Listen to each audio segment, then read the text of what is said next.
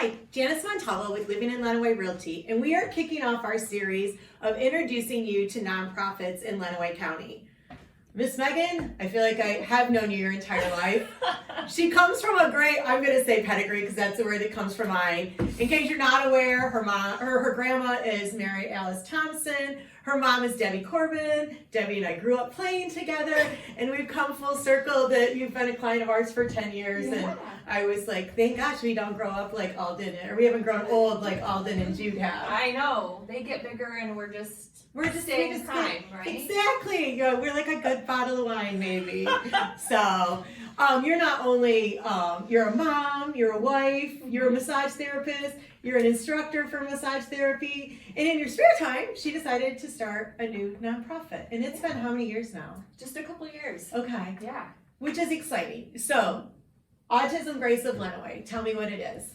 So, Autism GRACE of Lenawee is a local nonprofit. We are faith-based, and we're serving Lenawee County just for families that are on an autism journey. We really like that phrase, autism journey, because it's a journey and it's a spectrum. So some people are in different places. You know, not everyone with autism is in the same place. So we like to refer to it as an autism journey. Yeah, and as your family entered into this journey, I think one of the things probably you found is it's hard to find resources. Yeah. It's very challenging. Yeah, that's kind of part of where this was born. You get that diagnosis, or at least in our case, we got that diagnosis, and we kind of knew that was coming. We had started services with Alden when he was 10 months old, and then just before his second birthday, got that official diagnosis. And they say, you're going to be okay, there's lots of resources. And you're like, where? And I'm like, oh, great, tell me more. But they don't tell you more. They just kind of like, then you're out to find your way on the journey. And so what if we had a place that helped you? Like, we want to be the first stop after diagnosis. Like, find your tribe. It's a great word. Find people who have kind of walked the walk and have kind of navigated some of that. So GRACE is actually an acronym. Okay. So G groups, we do support groups monthly at Ivy Rehab right now. Resources, we do like resource matching. So there's lots of resources. Well, you can come and do a meeting with us and we can talk about kind of where you're at and ways that you are looking for help and what kind of resources fit best for your family and for the journey you're on. And then sometimes those even applications are really daunting, like, and you're learning a new language a little bit. And so like we are happy to help match those and even help you fill out applications if we need to. Advocacy, so if you, in that new language you're learning, sit down at an IEP meeting and there's 6 teachers and educators and everyone over here who already speak the language, and you're over here wanting to do what's best for your kiddo, but sometimes you don't speak the language yet, so you need a little help with that advocacy piece. So sometimes that's meeting and helping them organize thoughts and helping educate parents so they can be a good advocate, or sometimes that means one of us going with them to a meeting to help them be a voice. C, community events. We've been doing monthly community events.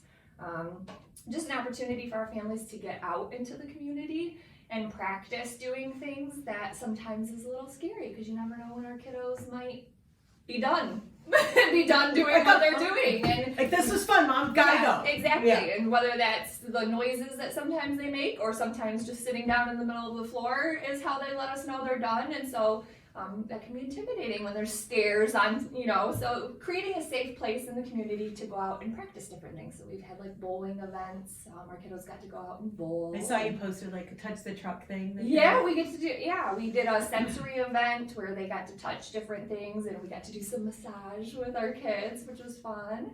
And then E, empowerment, just empowering our community. And part of that is also then educating the community about autism and what it looks like in ways that people who aren't on an autism journey can still love and support our families. So that's interesting. Of course, I raised an occupational therapist, and today kicks off not only is today National Autism Day, April 2nd, but it's also kicks off Occupational Therapy Month. Oh, Elizabeth always reminds me of that. So.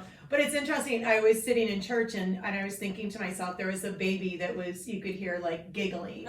And I remember being at Mass one day and Elizabeth said, listen. And I said, what? And she said, can you hear him? and there was a young gentleman at the back of church who has autism, and he was making his sounds. Mhm. And so I always try to make a point of going up to his mom and saying, "Oh gosh, he was so happy this morning," Yeah, you know, absolutely. because I think sometimes we think it's okay for infants to be, but Yeah. it's hard to control that. Mhm. So I think that's where you kind of look for the grace and understanding from people. Absolutely. So, because people that don't understand, yeah, Right. I didn't either. That's how Elizabeth got into it, was she wanted to help kids with special needs. And so, Definitely. well, you probably have seen your share of occupational therapists throughout the time. Absolutely. So, when you talk about events, let's talk about the event you guys have coming up. Yeah, so our biggest community event, which is a public community event, not just for our families on an autism journey, we want everyone to come out and participate. It's also our biggest fundraiser for the year, is our annual Autism Walk of Grace. So this Second annual. This year, we're back at the Family Center. It's going to be June 25th. From 10 a.m. to 2 p.m. and we have other organizations that are coming out to help share resource information for families that are on an autism journey, but they're also providing games, crafts, activities, bounce houses, we have live animals, we have face painting, we have food, Oh my we have gosh. all kinds of fun stuff. So you can get on our website, graceoflenawee.org, and there's a tab there, the annual Autism Walk of Grace tab, and you can register your teams, and we can see everyone out to have Well, a and good it's day a together. great opportunity for the general public to get to learn more too. Absolutely. I think that that's one thing that when you talk about advocacy, it's about making people aware Mhm. so that they can be better understanding. Yeah. So that was June 25th. Yes. Team registration is open. Yeah. It's open to everyone. So you don't have to have someone on the autism spectrum. You can just come, enjoy the day, support our community. Yeah. So one of the other things I wanted to ask you about, and I know it's always frustrating when you deal with legislation, but I was reading on your Facebook page, Autism GRACE of Lenawee, about your work with Bronicali. Mhm. So can you talk a little bit about what that bill looks like, so that people that maybe can encourage, it's stalled again, I think that's the word I use when I think about politics. It's stalled in the Senate. Yeah. We needed to give it a boost, and one way to give it a boost is to get people to give them a Definitely. little. Yeah. So Brown got us through the House, which was great. And now it's kind of just stuck waiting for a Senate hearing. What we've been working on is kind of identifying, defining what a vulnerable child is. Okay. Vulnerable child. There's already a statute for vulnerable adults, so like nursing homes, stuff like that. If someone is abused or neglected in that type of way, they're extra vulnerable, just like our kiddos are, right? Right. Special needs kids sometimes literally don't have a voice. Alden's classified nonverbal, or sometimes they have a hard time articulating things. So that makes them vulnerable. Right.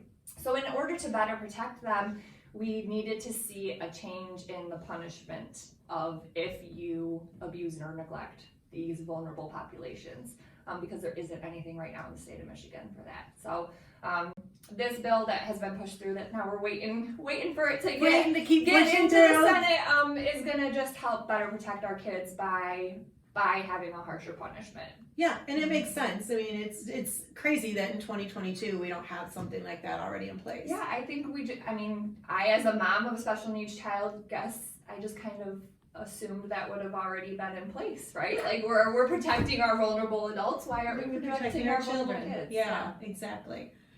Is there anything in particular that you wish people understood more about autism? I know, like, yeah.